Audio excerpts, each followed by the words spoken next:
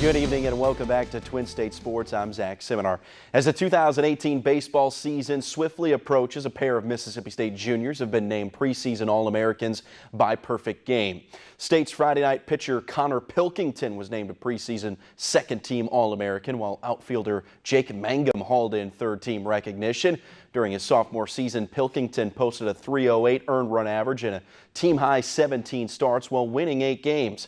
After being selected in this past June's 2017 MLB draft, Mangum elected to return to Starkville for another season with the Diamond Dogs. The SEC Freshman of the Year had notched 174 hits through his first 2 seasons.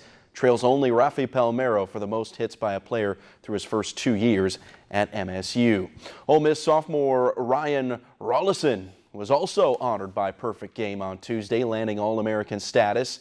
On the preseason first team, Rollison is one of just 5 starting pitchers on that first team. The freshman All-American allowed the 3rd fewest runs amongst qualifiers in the SEC last year. He ranked 13th in the league with a .306 earned run average, posted 64 strikeouts in just 61 innings of work.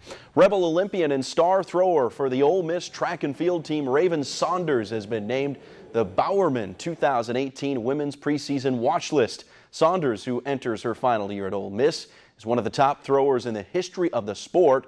She's won 4 NCAA shot put titles and earned 7 All-American honors, culminating in 2 NCAA records and a trip to Rio to compete in the 2016 Olympics. After all the build-up, the All-SEC College Football Playoff finale between Alabama and Georgia finally came to a fruition last night in Atlanta.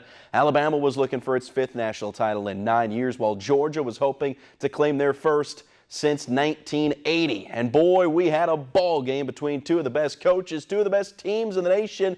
No surprise, it was a defensive battle in the first half under 10 to play. Georgia runs the wild dog. It's McCall Hardeman taking it in from a yard out. Georgia led 13-0 at the half. It's 13-7 now, Georgia third quarter. Jake Fromm going to drop back to pass, unloads this bomb to Hardman, who tiptoes the sideline and takes it 80 yards for the score. Bulldogs led by 13. TVs turned off around the country.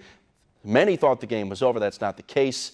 Bama playing with their freshman quarterback, Tua Tagovailoa, and he fires a strike to Calvin Ridley for the touchdown. Game tied at 20. Bama gets a shot to win it in overtime, but Andy Papanastos misses the field goal. We're heading to overtime. After a Georgia field goal, Bama needs a touchdown, and they're going to get it. 41-yard strike to Devontae Smith for the game-winning touchdown. Bama wins the national title in dramatic fashion, and Nick Saban ties Bear Bryant with 6 national championship rings. We needed a spark on offense.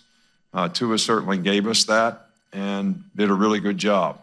You know, when we lost last year on the last play of the game, we said don't waste the failing is the lesson that we all wanted to learn. And I think the resiliency that this team has shown all year long certainly proves that they sort of learned something from that.